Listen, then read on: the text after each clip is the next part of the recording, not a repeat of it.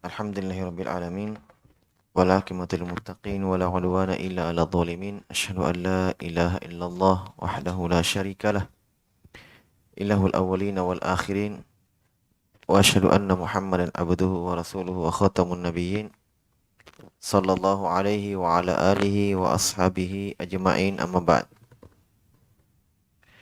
Ikhwani rahimani wa rahimakumullah, kita lanjutkan kembali pengajian kita dalam membaca sittatu mawadhi'a minas sirah, 6 tempat pelajaran penting dalam sirah nabawiyah.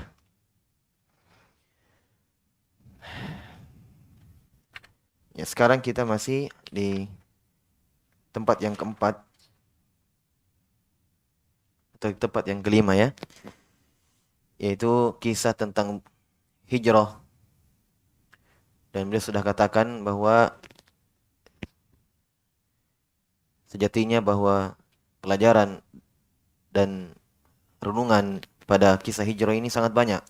Faedah-faedahnya, petikan-petikan hikmah yang banyak itu tidak bisa disebutkan secara keseluruhan. Tetapi kata beliau, yang saya inginkan di sini adalah satu masalah, satu petikan hukum. Itu kata beliau, di antara sahabat ya, ketika diwajibkan berhijrah, ada yang tidak berhijrah, tetap di Makkah, ya, merasakan tekanan, merasakan kezaliman. Ya, mereka lebih memilih tinggal bersama orang musyrikin daripada untuk berhijrah. Walaupun mereka ya tidak membenci agama Islam, ya, mereka tahu bahwa agama Islam itu yang benar dan mereka tidak juga mencintai agama orang musyrikin, tidak membantu mereka, hanya bersama mereka di Mekah saja, tinggal mereka, ya, tidak berhijrah. Sebabnya kata beliau, ya, cinta kepada keluarga, harta dan tanah kelahiran. Maka tatkala mereka yang tidak berhijrah ini ya keluar berperang bersama orang musyrikin melawan para sahabat yang sudah berhijrah, ya, itu pun mereka keluar dengan terpaksa. Nah, itu tipe bahasannya sebenarnya. Ya, itu tipe pembahasannya. Sebenarnya mereka tidak mau keluar berperang karena mereka tahu yang akan kita perang ini sama sahabat, teman-teman kami dulu di Mekah sebelum berhijrah. Hanya terpaksa. Kenapa terpaksa? Iya, dizolimi oleh orang musyrikin kalau tidak. Iya, tinggal di situ, tidak berperang. Paham ya? Nah, itu titik pembahasannya sebenarnya di situ.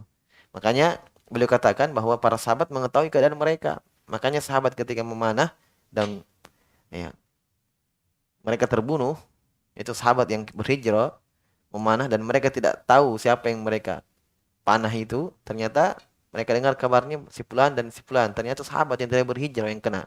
Maka mereka mengatakan apa? Qatalna ikhwanana. Kami membunuh saudara-saudara kami. Jelas ya? Ya, mereka tahu bahwa mereka itu terpaksa tinggal di situ, tidak berhijrah. Iya. Kemudian di sini juga beliau jelaskan yang beliau tekankan pelajarannya, faedahnya, yaitu di dalam ayat, ya, ketika sahabat radhiyallahu taala anhum yang tidak berhijrah itu, ya, yang tidak berhijrah, sebagian sahabat, ya, itu turun firman Allah Subhanahu wa taala ketika mereka terpanah. Ya, sahabat yang berhijrah mengatakan qatalna ikhwanana, kami membunuh saudara-saudara kami. Maka turun ayat innal ladzina tawaffahumul malaika zalimi anfusihim. Sungguh orang-orang yang diwafatkan oleh para malaikat yang mendolimi diri mereka sendiri. Ya. Ketika malaikat datang kepada mereka bertanya, qalu fima kuntum? Kenapa kalian? Bagaimana keadaan kalian? Paham ya? Nah, mereka tidak mengatakan bagaimana keyakinan kalian. Saya mau tahu keyakinan kalian. Apa yang kalian yakini tentang Islam?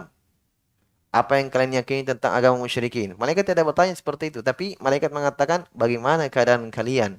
Baik-baikkah atau kalian masih tertindas. Ya, makanya jawaban mereka dalam Al-Quran, qalu kunna mustad'afin. Kami tertindas, lemah. Nah, makanya ditanya lagi oleh malaikat. Ya. Qalu alam takun ardullahi wasiyah fatuhajiru fiha. Ya. Malaikat mengatakan, bukankah bumi Allah itu luas? Kalian berhijrah kepadanya. Nah, Syekh berikan faedah di situ, petikan faedah. Ketika mereka mengatakan kami tertindas, ya, kami lemah, malaikat tidak mengatakan kamu bohong. Iya, sebagaimana dalam hadits Abu Hurairah, 3 orang yang paling pertama dipanggang oleh api neraka. Iya, orang yang berjihad di jalan Allah, yang mati terbunuh di jalan Allah, ditanya pada hari kiamat, apa yang kamu amalkan? Dia mengatakan qataltu fi sabilik. Qataltu fi sabilik. Saya terbunuh berperang karenamu ya Allah. Kata Allah apa? Kadzabtum. Kadzabta, kamu bohong. Kamu berperang, kamu paling depan untuk dikatakan kamu berani. Maksudnya apa? Alasannya dia katakan saya berperang di jalan Allah salah. Ya kan? Makanya Allah menjawab, kadzabta. Kamu bohong. Nah ini mereka ditanya, bagaimana keadaan kalian? Mereka mengatakan kami tertindas. Apakah malaikat mengatakan juga kadzabta, kamu bohong? Apa jawaban mereka? Apa jawaban malaikat? Hah? Tidak. Malaikat mengatakan, kenapa kalian tidak berhijrah? Berarti malaikat mentakrir, menetapkan bahwa memang betul mereka tertindas. Paham ya? Itu titik pelajaran juga yang Syekh ingatkan. Iya.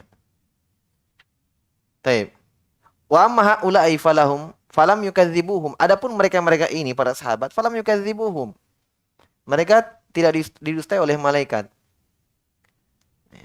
Bahkan malaikat menjawab, qalu alam takun ardullahi wasiyah. Bukankah bumi Allah luas, kalian berhijrah ke sana? Taib. Sampai situ ya. Kemudian kata beliau rahimahullah, fahadza awdahu jiddan. Ya. Ketika malaikat mengatakan, bukankah bumi Allah luas? Ya. Makanya Allah setelah itu menyebutkan bahwa ilal mustad'afin, ya, yang dibolehkan tidak berhijrah kecuali orang-orang yang lemah, tidak mampu melakukan perjalanan dari kalangan laki-laki dan perempuan dan anak kecil yang tidak mampu, tidak memiliki kemampuan untuk, ya, keluar dan menempuh jalan berhijrah. Ini perbolehkan. Adapun mereka sebenarnya mampu, ya, tetapi yaitu mereka lebih cintai tanah kelahiran mereka sehingga mereka tertindas di situ. Jelas ya? Baik. Nah, beliau ingatkan di sini satu perkara.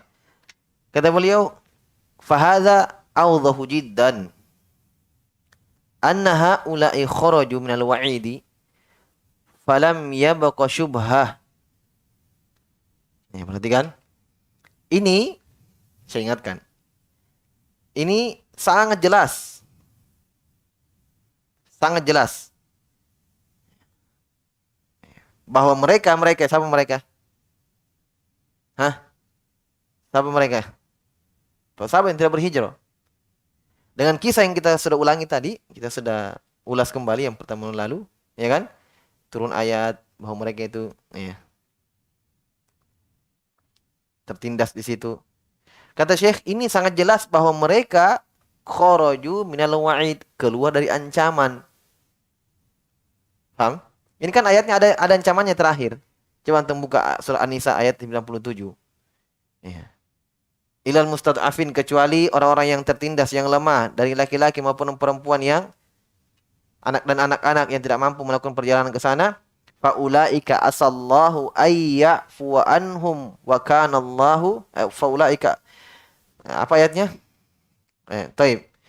Wala yahtaduna sabila faulaika asallahu ayyafu anhum wa kana Allahu ghafurur rahima. Kata Allah, mereka itulah yang semoga Allah Subhanahu wa taala mengampuni mereka, memaafkan mereka.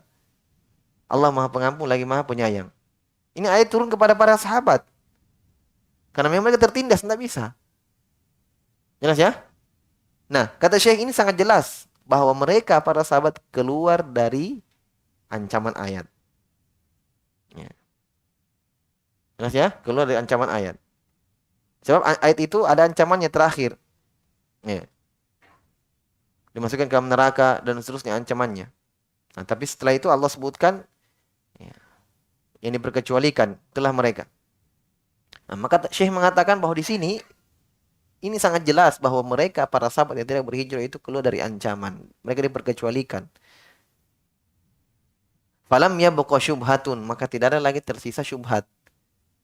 Nah, beliau di sini mengisyaratkan ya seakan-akan pada poin yang ke-5 ini membantah untuk membantah sebagian orang yang menjadikan ini syubhat sebenarnya. Syubhat untuk apa? Hah? Syubhat menjadikan apa? Boleh berloyal kepada orang musyrikin, ya. Tidak berlepas diri, tidak baro'ah, ya. Membenci. Paham? Padahal ini ya, bukan pada tempatnya pendalilannya. Mereka tetap membenci agama orang musyrikin. Dari mana didapatkan? Karena tidak ada dari ucapan para sahabat yang tidak berhijrah itu, tidak ada dari ucapan mereka mencela Islam, dan tidak ada juga dari ucapan dan perbuatan mereka membantu orang musyrikin dan mencintai agama musyrikin. Tidak ada. Berarti mereka tetap pada asalnya itu kaum muslimin. Kaum muslimin. Makanya sahabat ketika mereka membunuh, ya, mereka memanah ternyata kena sahabat yang tidak berhijrah, mereka mengatakan kami membunuh saudara-saudara kami. Jelas ya? Ya. Berarti tidak bisa dijadikan alasan ini, dalil ini bahwa boleh berloyal kepada mereka. Sebab ini sahabat, ya, tinggal bersama orang musyrikin, hidup bersama, berdampingan. Nah, hidup bersama berdampingan, apakah mengharuskan harus loyal? Tidak kan? Kita juga hidup bernegara di sini, banyak agama lain selain Islam. Tak ada masalah. Kan begitu? Boleh. Paham? Tetapi apakah mengharuskan itu kita loyal kepada mereka, membantu mereka, acara keagamaan mereka, ridho dengan agama mereka? Nah, seperti itu. Ya. Dan kita sudah jelaskan pada poin-poin yang sebelumnya. Bahwa Islam itu mengajarkan toleransi, betul. Tapi ya, bukan toleransi yang berlebihan. Ya. Yang seakan-akan ujung-ujungnya agama semua sama. Tidak seperti itu Islam. Inna dina indallahi Islam. Yakini itu. Bahwa agama yang diridhoi oleh Allah Subhanahu wa taala hanya Islam. Adapun kita hidup berdampingan dengan mereka, atau mereka hidup berdampingan dengan kita, itu diharapkan keislaman mereka. Bukan justru kita menghinakan diri kita kepada mereka, bukan. Apalagi di negeri-negeri Islam. Paham? Kita harapkan mereka masuk ke dalam Islam. Dan ini terbukti alhamdulillah. Jelas ya? Walaupun ada juga di antara kita yang berpindah agama. Nauzubillah. Taib. Saya ulangi kata beliau. Fahada awdahu jiddan. Ini sangat jelas sekali bahwa mereka-mereka ini sahabat yang tidak berhijrah keluar dari ancaman. Maka tidak tersisa lagi syubhat. Tidak ada lagi syubhat di sini. Itu tidak ada dalil pada kisah mereka ini bahwa bolehnya berloyal atau tidak berlepas diri dari agama orang-orang musyrikin. Lakin liman talabal ilma, akan tetapi ini bagi orang-orang yang menuntut ilmu. Maksudnya apa? Iya, kalau orang yang belajar, menuntut ilmu, Allah fahamkan dia. Dan tidak ada syubhat bagi mereka. Jelas bahwa ini mereka diperkecualikan oleh Allah karena mereka tertindas, lemah. Kan begitu. Saya ambil contoh. Di zaman Imam Ahmad juga seperti itu. Di zaman Imam Ahmad ketika Imam Ahmad rahimahullah ta'ala disiksa di situ. Karena mazhab negara pada waktu itu, Al-Quran adalah makhluk. Imam Ahmad dipaksa untuk apa? Mengatakan Al-Quran adalah makhluk. Padahal sepakat para ulama salaf dari zaman sahabat sampai yang datang setelahnya bahwa siapa yang mengatakan Al-Quran adalah makhluk kafir. Tapi mazhab negara pada waktu itu mazhabnya, itu akidah negara pada waktu itu. Imam Ahmad dipaksa untuk mengatakan itu, disiksa sampai dipenjara, dicambuk, tapi beliau tidak mau mengatakannya. Tetap beliau mengatakan Al-Quran kalamullah, firman Allah, bukan makhluk. Ulama-ulama yang lain antum tahu? Dia katakan seperti Ali al-Madini. Ditanya Al-Quran makhluk atau bukan? Makhluk. Tapi di dalam hatinya tetap meyakini sebab takut dibunuh, disiksa. Tidak mampu dia seperti Imam Ahmad menahan cambukan, menahan ini, menahan tekanan, menahan kezaliman. Ini menunjukkan bahwa, tapi Imam Ahmad apakah mengatakan kamu kafir? Jahmiyah kau. Ya. Ali al-Madini guru Imam Bukhari. Ya. Tapi ya, mereka tidak Seperti itu. Karena Imam Ahmad tahu bahwa dia ini tidak bisa seperti saya. Dia ini lemah. Ulama-ulama yang lain juga begitu, mengatakan Al-Quran makhluk, tapi dalam hatinya apa? Mengatakan Al-Quran kalamullah, firman Allah, hanya untuk terselamatkan dari siksaan, bahkan mau dibunuh. Yang pertama. Yang kedua, keadaan mereka dengan Imam Ahmad beda. Imam Ahmad ketika diseret, ditarik keluar di depan khayal, di depan masyarakat, di depan warga, di depan manusia, diperintahkan untuk mengucapkan Al-Quran adalah makhluk. Manusia sedang membawa pulpen dan buku, ingin menulis. Imam Ahmad pada waktu itu imam. Ketika beliau mengatakan sesuatu, maka manusia mengikutinya. Maka Imam Ahmad di depan manusia mengatakan Al-Quran kalam Allah, gairu makhluk. Padahal orang-orang mengharapkan, orang-orang negara pada waktu itu, ya Al-Gujuni dan seterusnya mengharapkan bahwa Imam Ahmad mengatakan Al-Quran makhluk. Kalau Imam Ahmad mengatakan Al-Quran adalah makhluk, maka orang-orang akan mengikutinya. Maka Imam Ahmad rahimahullah taala tetap berkeras meyakini Al-Quran adalah firman Allah, bukan makhluk. Sama mereka seperti itu. Tapi mereka saling memberikan uzur di antara mereka. Ini sama sahabat persis. Sahabat yang berhijrah, yang memanah mereka, mengatakan qatalna ikhwanana, kami bunuh saudara-saudara kita ternyata. Karena mereka tahu bahwa mereka tidak berhijrah karena keadaan yang berbeda. Jelas ya? Keadaan yang berbeda. Makanya turun ayat memperkecualikan. Jelas ya? Taib. Nah, makanya ini kata beliau, tidak ada syubhat di sini, tapi bagi orang yang menuntut ilmu. Ini menunjukkan juga faedah di sini bahwa buah dari ilmu itu, ikhwan, asar dari ilmu, pengaruh, ya, atau hasil dan buah dari ilmu itu adalah ketika syubhat itu hilang. Tidak ada kerancuan di dalam hatinya lagi, itu buah dari ilmu.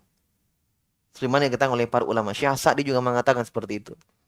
Syekh Sa'di rahimahullah ta'ala mengatakan ilmu itu dikatakan bermanfaat ketika hilang dari dia dua perkara. Syubhat dan syahwat.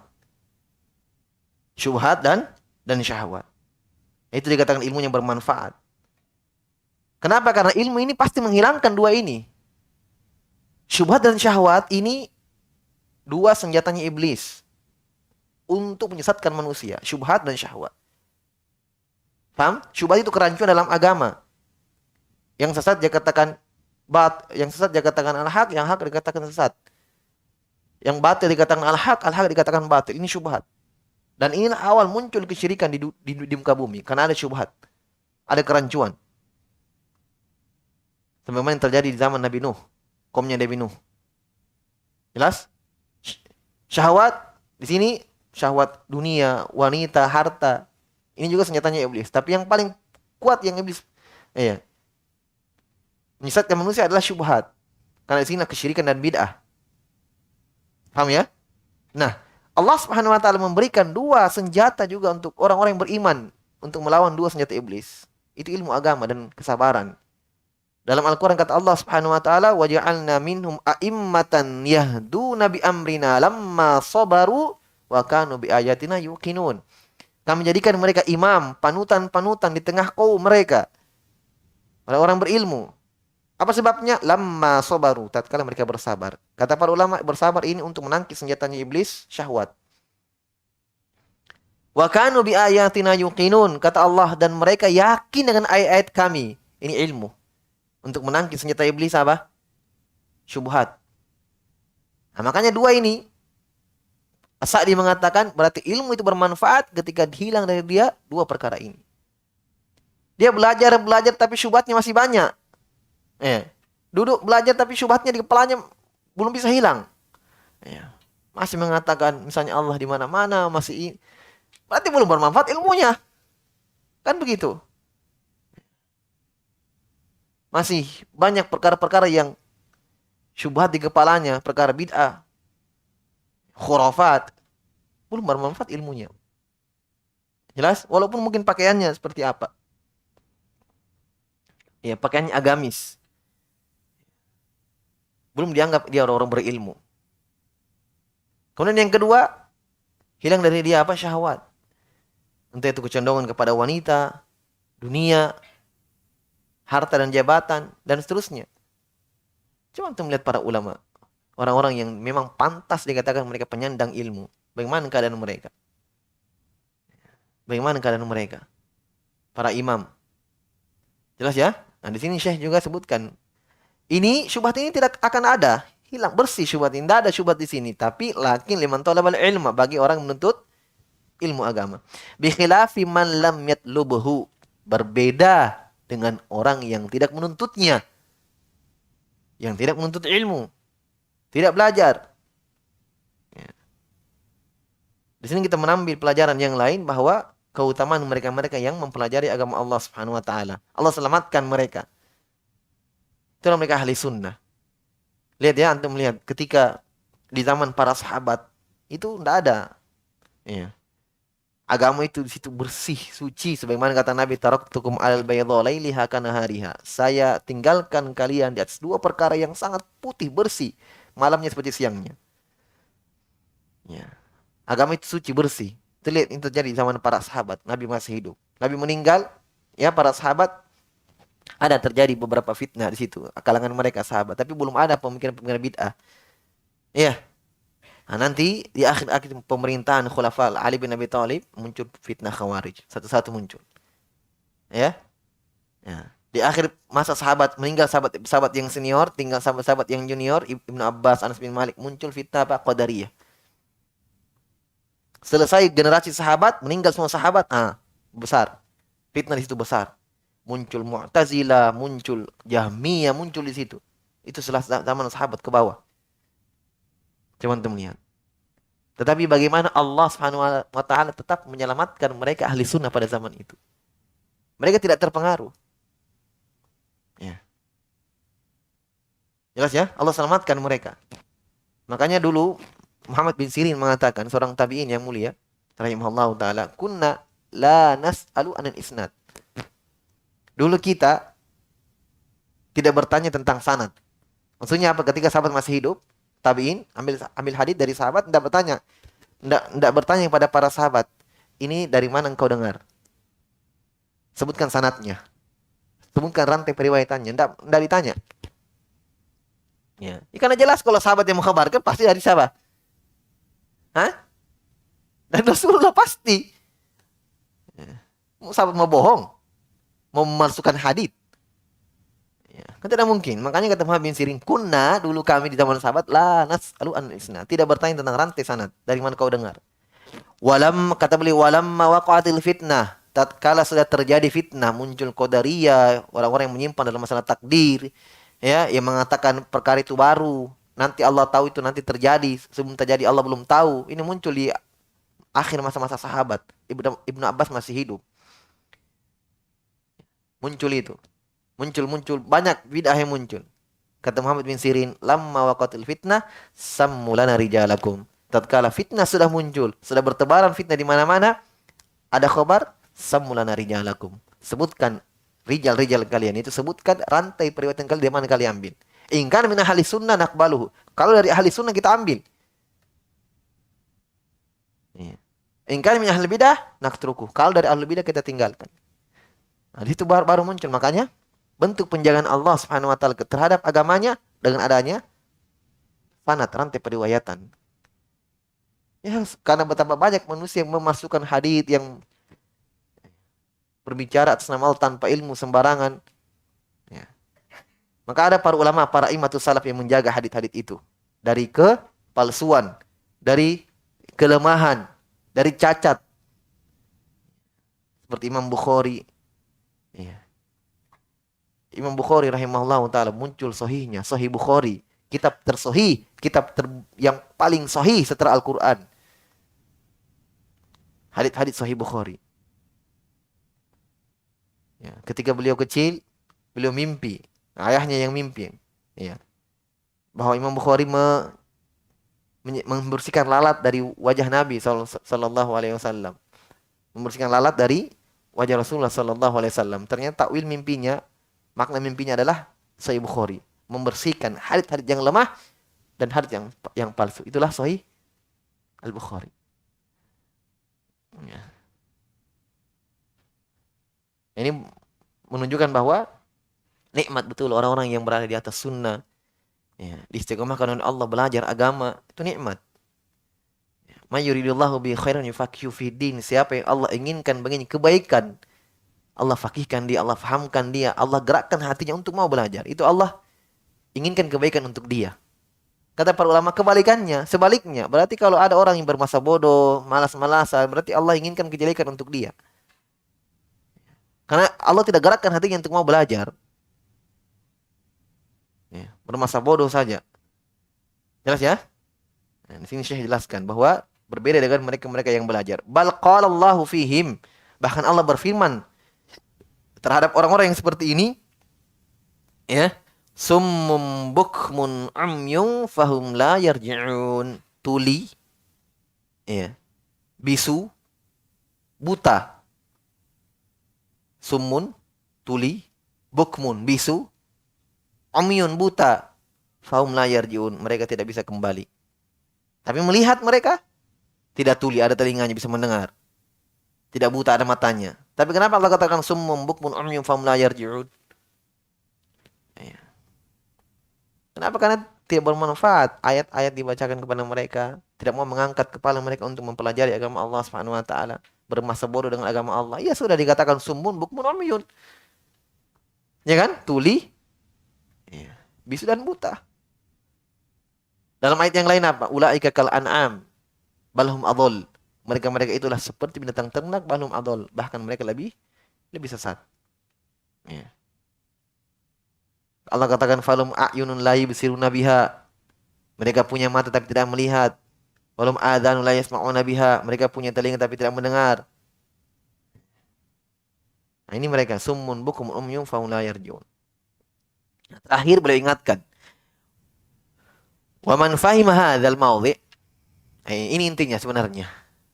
Di tempat yang kelima ini, pelajaran yang paling penting, yang inti dari poin yang kelima, kalau tadi itu di sela-sela pembahasan faedah-faedah petikan-petikan faedah yang beliau sebutkan itu, ya, faedah lain. Tapi intinya ini, ya, dari kisah hijrah yang antum pahami tadi, sahabat tidak berhijrah, ya, tapi mereka masih dikatakan saudara seiman dengan sahabat yang berhijrah, ya. Apa intinya? Kata beliau, wa man fahima hadzal mawdhi'. Siapa yang memahami tempat kelima ini, poin kelima ini, pelajaran yang kelima ini, walladzi qablah, dan poin yang sebelumnya, yang keempat. Tentang apa yang keempat? Ada yang ingat? Hah? Poin yang keempat, ini kan yang kelima. Yang keempat apa? Tentang Abu Thalib. Tentang Abu Thalib yang menolong Nabi ketika berdakwah, memelihara dari kecil sampai besar, ya. Ya. Yang tahu ternyata agama Nabi itu benar, tapi tidak mau masuk Islam gara-gara apa? Asobiyah saja, takut dicela oleh kaumnya, takut, ya, dibilang, ya, sudah meninggalkan agama nenek moyangnya. Itu saja. Tapi tahu bahwa agama ponakan ini benar. Islam yang benar. Paham ya? Kata Syekh, kalau kamu paham, siapa yang memahami yang kelima dan yang sebelumnya tentang kisah Abu Thalib dan kisah sahabat yang tidak berhijrah ini, ya, fahima kalamal Hasan al-Basri. Dia akan memahami inti dari ucapan Hasan al-Basri. Maksudnya apa? Kalau kita lihat ya, secara seksama dua kisah ini, kisah Abu Thalib dan kisah sahabat yang tidak berhijrah, ternyata betul ucapan Hasan al-Basri. Apa itu ucapan Hasan al-Basri rahimahullah? Hasan al-Basri itu tabi'in, muridnya sahabat. Tapi dia tidak bertemu dengan sahabat yang senior. Jadi ini sebagaimana sahabat itu ikhwan, sahabat itu juga berjenjang-jenjang, ada yang senior, ada yang junior, tabiin juga begitu. Tabiin juga ada yang tabiin senior dan ada yang junior. Yang senior itu yang bertemu dengan sahabat yang senior, sahabat yang tua. Ya. Tapi ada tabiin yang junior, dia bertemu dengan sahabat-sahabat yang junior saja, seperti Anas bin Malik. Iya. Kan Anas bin Malik yang sahabat yang paling terakhir meninggal kan di Madinah. Seperti Ibnu Abbas, Ibnu Umar. Nah, tapi mereka tidak bertemu dengan Umar bin Khattab, Abu Bakar As-Siddiq, ya, Utsman bin Affan. Jelas ya? Nah, ini juga tabi'in, tapi termasuk tabi'in yang junior. Tapi Imam Hasan al-Basri rahimahullah banyak ucapan-ucapan hikmahnya. Apa kata beliau? Qala, "Laisal imanu bitahalli wala bitamanni, walakin ma waqara fil qulubi wa sadaqathul a'malu." Ini antum pegang, ini ucapan indah sekali ucapannya. Kata beliau, "Laisal imanu bitahalli wala bitamanni, walakin ma waqara fil qulubi wa sadaqatul amal." Iman itu bukan dengan perhiasan yang nampak, pakaiannya, sorbannya, jubahnya, bukan. Ya. Dan bukan juga dengan angan-angan. Ah, saya mau ini, saya mau itu, saya mau istiqomah, saya mau saya. Bukan cuma dengan angan-angan saya ingin. Iman itu.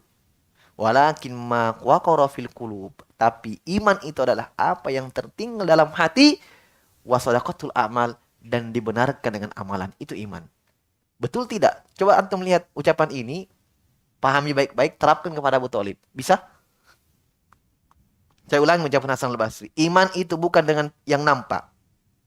Bukan dengan nasab, bukan dengan bapak saya ini, keturunan ini, bukan.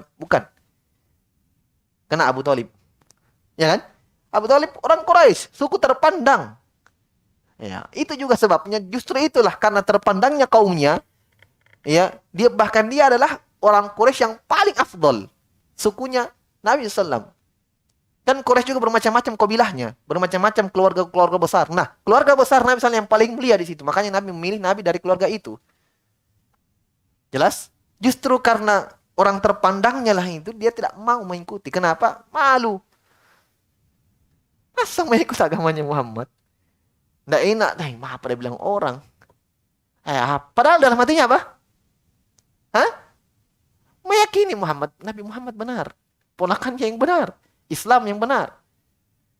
Tapi apakah ini dianggap iman? Nah, ini bahaya. Jelas ya?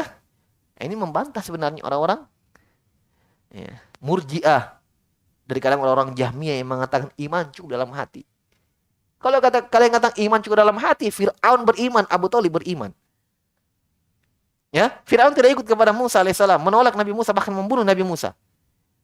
Masih mending Abu Thalib. Iya. Sekafir-kafirnya Abu Thalib masih membantu menolong Nabi SAW. Nah, ini Fir'aun. Sudah tidak ikut, memerangi Musa lagi alaihissalam. Tapi dalam hatinya apa? Yakin Musa benar alaihissalam.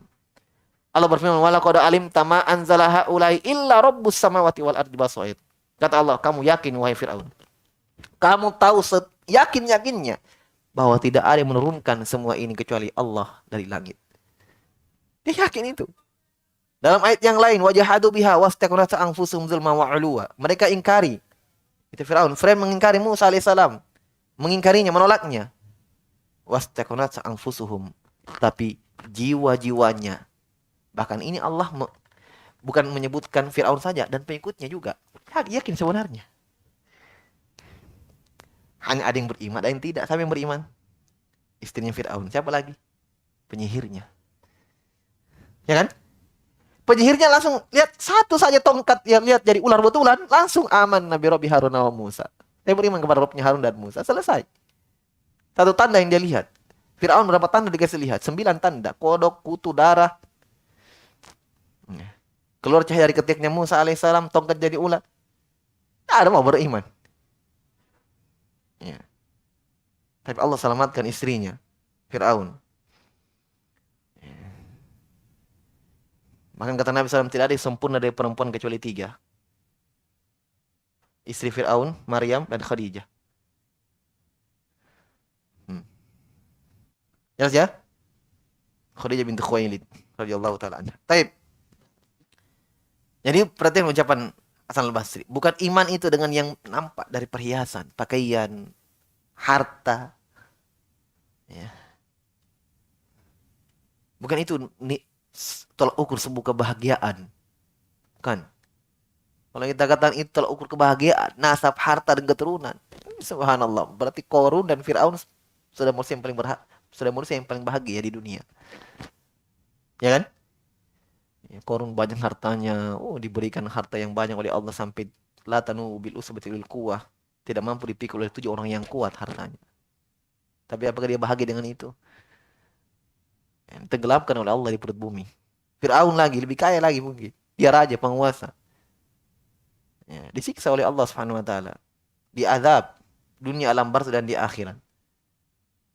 Tapi coba lihat sahabat. Bagaimana kehidupan mereka? 1-2 saja yang kaya, yang lain hidup dengan kesederhanaan. Tapi mereka manusia yang paling berharga. manusia yang paling bahagia, manusia yang paling berbahagia. Ya. Ibnu Qayyim rahimahullah mengatakan, saya tidak pernah lihat, selama saya hidup, saya tidak pernah lihat orang sebahagia guru saya, Ibnu Taimiyah. Tidak pernah saya lihat. Antum tahu Ibnu Taimiyah meninggal rahimahullah? Hah? Di dalam penjara. Baca Quran 80 kali tamat khatam. Beliau itu di penjara, di fitnah, keluar masuk lagi.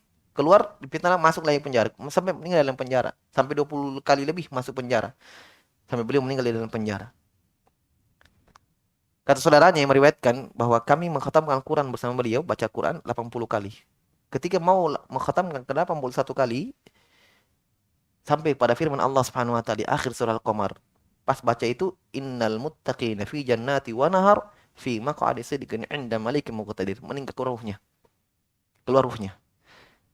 Sungguh orang-orang yang bertakwa di dalam surga yang mengalir di bawah sungai-sungai, berada di sisi Allah Subhanahu wa taala sang penguasa. Meninggal. Ya. Disebutkan bahwa beliau ketika meninggalnya, subhanallah, manusia keluar di Syam itu pada waktu itu, keluar semua menguburkan, mengantar jenazahnya, sampai putus sendal, robe-robe baju tidak dipedulikan. Dikejar mau mengantar jenazahnya. Pasar tutup, tidak ada yang masak. Sampai disebutkan dalam biografinya Al-Bidayah wa Nihayah Ibnu Katsir, tidak ada, pada hari itu orang banyak yang puasa. Kenapa? Karena tidak ada makanan. Tidak ada di pasar, tutup, toko-toko tutup semua. Kenapa? Pergi mengantar jenazahnya Syekhul Islam Ibnu Taimiyah. Sampai diperkirakan, ya, 60.000 orang, sampai ada yang mengatakan 100.000 orang, ditambah perempuan, iya, 15.000 orang keluar semua mengantar jenazahnya. Belum lagi, Ibnu Katsir mengatakan, belum lagi yang di atas atap. Belum lagi yang di atas atap. Saking tidak ada jalan full di atas atap, menyaksikan. Ada yang diperlakukan seperti itu? Tidak terbayangkan bagaimana beliau. Ibnu Qayyim mengatakan, saya tidak pernah melihat bahagia orang selama saya hidup, saya tidak pernah lihat sebahagia dia. Paling senang hidupnya, kata muridnya Ibnu Qayyim rahimahullah ta'ala. Padahal disebutkan dalam biografinya, ketika beliau berjalan pakai sorban, ada pengemis minta-minta, tidak ada hartanya. Apa yang dikasih? Sorbannya diambil, dia belah dua. Sebelahnya untuk pengemisnya, sebelahnya untuk dia. Ya. Tapi coba lihat keimanan, ilmu. Ya. Tapi ucapan Hasan al-Basri rahimahullah ta'ala mengatakan, iman bukan tahalli, bukan dengan perhiasan yang nampak. Wala bitamanni, bukan dengan angan-angan. Saya ingin ini, saya ingin ini. Mau kak sebenarnya belajar. Mau belajar saya, mau. Tapi ucapan-ucapan saja, tidak ada usaha. Tidak terbuktikan dengan amalannya. Saya mau jadi orang yang mulia. Mau jadi orang yang mulia, menuntut ilmu. Allah muliakan. Al-jaza menyisil amal. Al-jaza menyisil amal. Amal sedang perbuatan. Ya. Apa yang kita pelajari dalam menuntut ilmu? Apa yang kita pelajari? Al-Quran dan hadits. Coba lihat Al-Quran. Diturunkan melalui malaikat yang paling mulia. Diturunkan kepada Nabi yang paling mulia. Diturunkan di bulan yang paling mulia. Diturunkan pada malam yang paling mulia dalam bulan Ramadan. Lailatul Qadar. Ya kan? Semua yang berkaitan dengan Al-Quran itu kemuliaan. Jadi kata para ulama, kalau kalian ingin kemuliaan di dunia dan di akhirat, pelajari Al-Quran. Menuntut ilmu. Tidak ada jalur kemuliaan kecuali itu. Ya kan? Tidak ada jalur kemuliaan, jalan kemuliaan kecuali itu saja. Iman dan amalan soleh lahir dari ilmu agama. Dan dikatakan orang-orang yang beriman, amanu, ya ayyuhalladzina amanu, kecuali dengan ilmu agama yang mereka punya. Semua berporos pada ilmu agama. Itulah jalan kemuliaan satu-satunya. Tidak ada jalan yang lain. Ya kan? Apa jalan kemuliaan? Ada yang lain jalan kemuliaan? Kebahagiaan dunia dan di akhirat. Ada jalan selain kecuali jalan ilmu agama? Tidak ada. Dalam Al-Quran pujian, ya ayyuhalladzina amanu wa amilus shalihat. Ya ayyuhalladzina amanu wa amilus shalihat. Innalladzina amanu wa amilus shalihat. Beriman dan beramal soleh itu dari ilmu agama. Kenapa dia beramal? Hah? Orang beramal tidak dikatakan amalannya diterima sampai dia menuntut ilmu, sampai dia mengetahui yang mana yang sunnah, yang mana bukan. Kan syarat diterimanya amalan ada dua, ikhlas dan di atas sunnah Nabi SAW. Ini dengan ilmu agama. Kenapa dia beriman? Kenapa dia tawakal, bersabar? Ini karena dengan ilmu yang dia dapatkan, ilmu yang bermanfaat di dalam hatinya, sehingga muncul keimanan yang besar. muncul rasa takut kepada Allah, muncul ketawakalan sempurna kepada Allah, penyandaran diri kepada Allah. Itulah iman. Ya, jadi bukan dengan angan-angan saja. Walakin ma waqara fil qulub wa sadaqatul amal. Tapi kata Hasan al-Basri rahimahullah, iman adalah apa yang tertinggal dalam hati, bercokol dalam hati, waqar, tinggal, ya, dan dibenarkan dengan amalan. Itulah iman. Nah, di sini kita mengambil pelajaran bahwa sepakat para ulama, iman adalah ucapan dan amalan. Ucapan, keyakinan dan amalan. Ya. Jelas ya? Taib. Amalan dua, amalan lisan dan amalan hati. Taib. Inilah iman. Wadzalika anna Allah Ta'ala yaqulu ilaihi yas'adul kalimut thayyib wal amalu shalihu yarfa'uhu. Karena ini Allah berfirman dalam Al-Quran, kepadanya lah naik kalimat-kalimat yang baik dan amalan soleh terangkat kepada Allah Subhanahu wa Ta'ala. Ya. Jelas ya? Kalau dari kisah Abu Thalib kita terapkan ucapan Hasan al-Basri betul. Kisah sahabat, apa yang tumpah dari kisah sahabat? Hah? Apa yang tumpah dari kisah sahabat? Di mana kenanya ini ucapan Imam Hasan al-Basri rahimahullah dengan kisah sahabat yang tidak hijrah? Dia beriman dalam hati ada. Amalannya ada, tapi ya kurang. Kan begitu. Ya. Tapi mereka diberkecualikan oleh Allah Subhanahu wa taala. Diberi uzur, diberi. Ya walaupun kita katakan ya, tidak sebesar iman mereka daripada orang yang berhijrah, sahabat-sahabat yang berhijrah. Mereka rela meninggalkan harta, tanah kelahiran, tempat tinggalnya, keluarganya karena keimanan mereka. Nah, ini membuktikan keimanannya. Mereka sudah ada imannya, sudah ada Islam, mengucapkan syahadat, iman mereka. Jelas ya? Baik. Makanya ucapan Hasan al-Basri rahimahullah taala ini adalah ilmu yang sangat besar. Ya, laisal imanu bitahalli wala bitamanni, walakin ma waqara fil qulubi wa sadaqatul a'malu. Ingat itu ya ucapan Hasan al-Basri rahimahullah taala. Baik, selesai poin yang kelima. Satu lagi ya yang tinggal yang keenam, ini agak panjang ini. Baik. Cukup dulu ya. Maktab hadzal qadar. Subhanakallahumma bihamdik asyhadu an la ilaha illa anta astaghfiruka wa atubu ilaik. Wa akhiru da'wana alhamdulillahirabbil alamin.